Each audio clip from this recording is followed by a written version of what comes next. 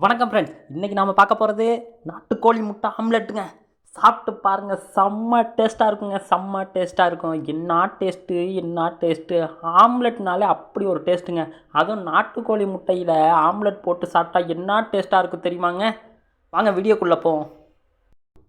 வணக்கம் ஃப்ரெண்ட்ஸ், இன்றைக்கி நாம் பார்க்க போகிறது நாட்டுக்கோழி முட்டை ஆம்லெட்டுங்க. சாப்பிட்டு பாருங்கள், செம்ம டேஸ்ட்டாக இருக்குங்க.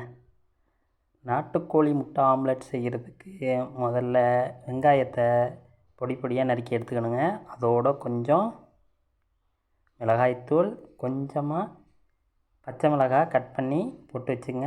இந்த பக்கம் ஒரு 7 முட்டை எடுத்து வச்சுருக்கேன். இந்த 7 முட்டையை வச்சு இன்றைக்கி நாம் ஆம்லெட் செய்ய போகிறோங்க. பார்க்கவே சூப்பராக இருக்குங்க.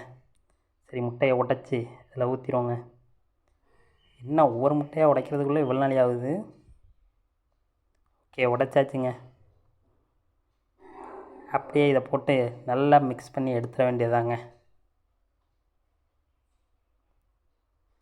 நாட்டுக்கோழி முட்டை சாப்பிட்டாலே செம்ம டேஸ்ட்டாக இருக்குங்க.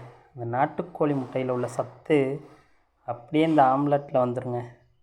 அதை சாப்பிட சாப்பிட நம்மளுக்கு அப்படி ஒரு ஸ்ட்ரென்த் வந்துடுங்க. செம்ம டேஸ்ட்டாகவும் இருக்குங்க.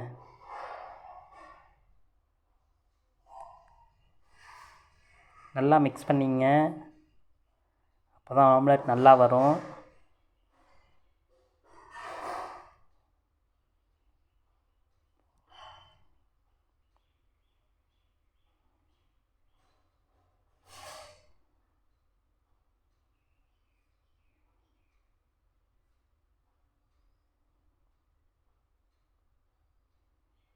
ஓகேங்க, நல்லா மிக்ஸ் பண்ணியாச்சுங்க. பாருங்க, இந்த வெங்காயம், இந்த மிளகாத்தூள், அப்படியே பச்சை மிளகா எல்லாம் நல்லா மிக்ஸ் ஆகி வந்துட்டுங்க.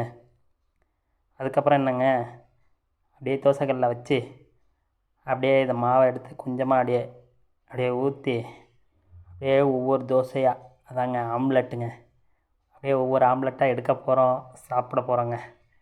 ஓகே, கலக்குனதை அப்படியே எடுத்து கொஞ்சமாக எண்ணெய் விட்டுட்டு அப்படியே ரவுண்டாக தோசை ஊற்றுன மாதிரி ஊற்ற வேண்டியதாங்க. பாருங்கங்க எவ்வளோ சூப்பராக இருக்குன்னு. சூப்பராக இருக்குங்க. இங்கே பாருங்கள், நல்லா வேக விட்டுருங்க. அப்போ தான் ஆம்லெட் நல்லா டேஸ்ட்டாக இருக்கும்.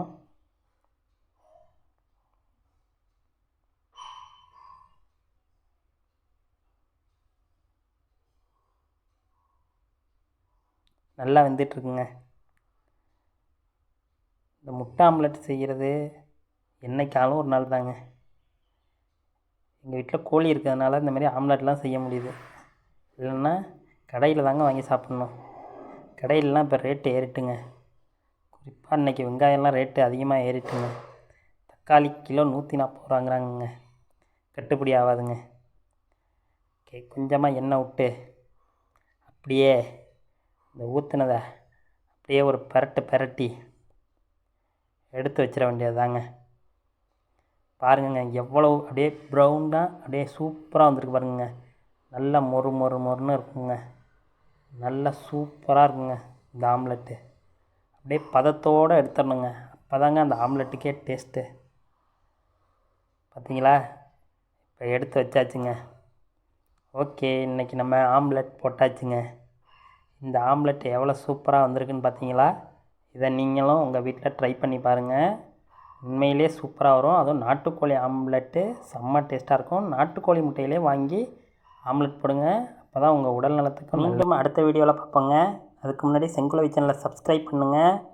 பெல் பட்டனை மறக்காமல் அமைக்கிறங்க. அப்போ தான் அடுத்தடுத்த வீடியோ உங்களுக்கு வரும். அடுத்த வீடியோவில் பார்ப்போம் நண்பர்களே. பாய்.